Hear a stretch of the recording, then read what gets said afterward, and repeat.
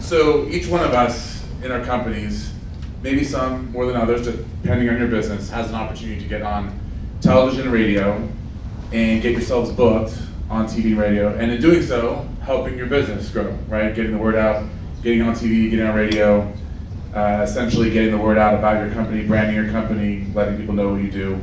And so we're going to talk about how you actually can do that. So I decided to take Andrew Gross as our guinea pig here. Andrew's in my forum. So Andrew, we chose your company. So this is an example of the first thing you want to do when you want to get on TV and radio, and that's create a press advisory. This press advisory is not the same as a press release, but just an advisory talking about your availability. So we made up a generic, sort of made up issue that a virus attack is coming, right? From time to time you hear, the major companies like Symantec and Norton and Penicillin and all these other companies saying, virus is coming, virus is coming. So his company does computer services. He will go to, just like Jeff Chang, also in our EO chapter with Guru, but Andrew's company will go to another company and help them out with their IT. So this is an example of what a press release is. On the upper left-hand corner, you've got for media release, you've got your contact information of the cell phone number, where to reach you, and then on the right, this happens to be somebody from my company, where you put your email address. Then you have your title of your advisory, your title of your release, right here. And then usually in the press advisories, there's a subtitle or a subhead to the advisory.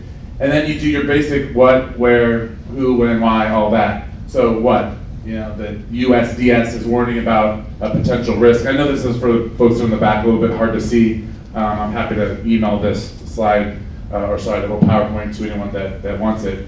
But you say what it is. It says basically that a computer virus is coming, who's available, Andrew Gross, who he is, and then when he's available. And then at the bottom, it just says a little bit of an extra note. Note to producers, please contact. And this contact here should probably not be you. It could be, though, anybody in your company. It just makes it look more fancy if you're not pitching yourself. And then they have the email address there. And then once you get this ready to go and approved and all bundled up, then you want to write an email to the news media, right? This is an example.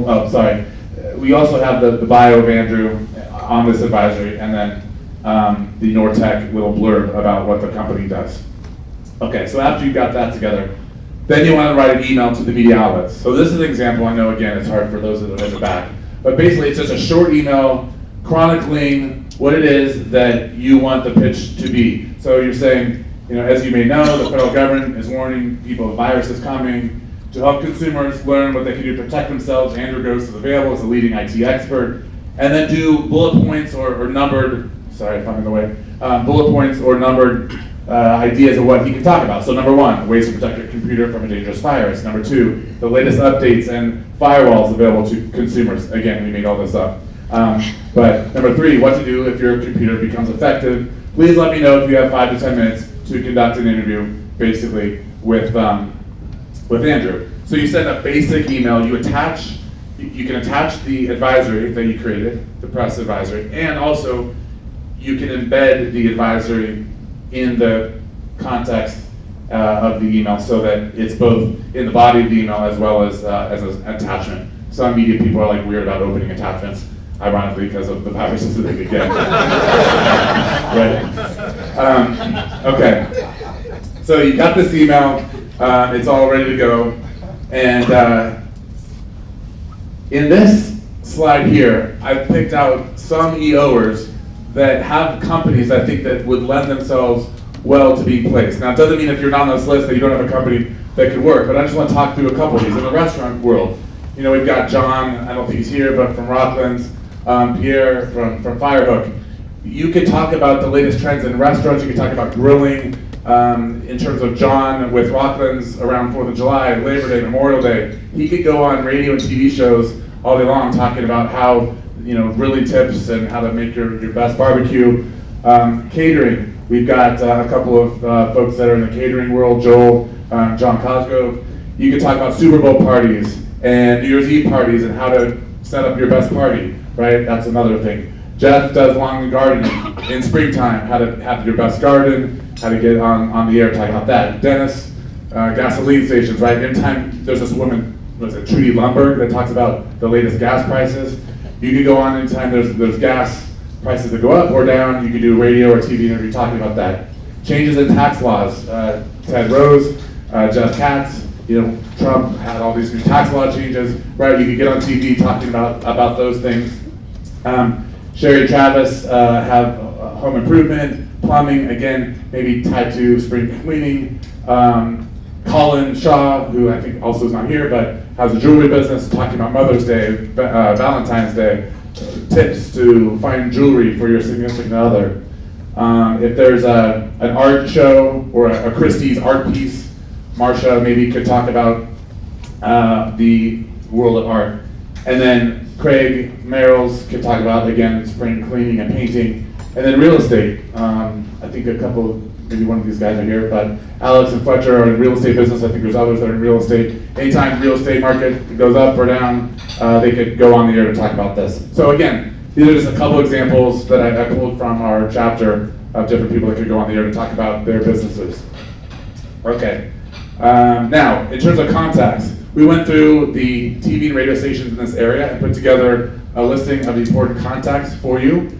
So these are the listing of the TV stations. Feel free to take a picture of the slide. Again, we can send it to you. But these are people who you want to contact to get on the morning shows at these TV stations. These are the actual producers and their email addresses and their phone numbers.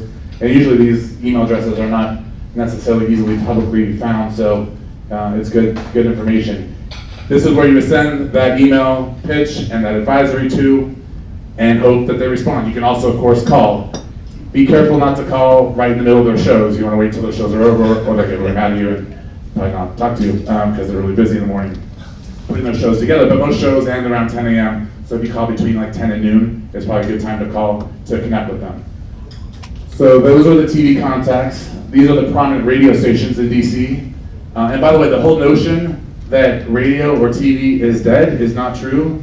Part of the title talked about, of this presentation, talked about a web and a social media component. Each of these outlets has very prominent websites. Like WTOP, for example, gets 16 million page views in a month on their website, and they're constantly on the air saying, go to WTOPnews.com.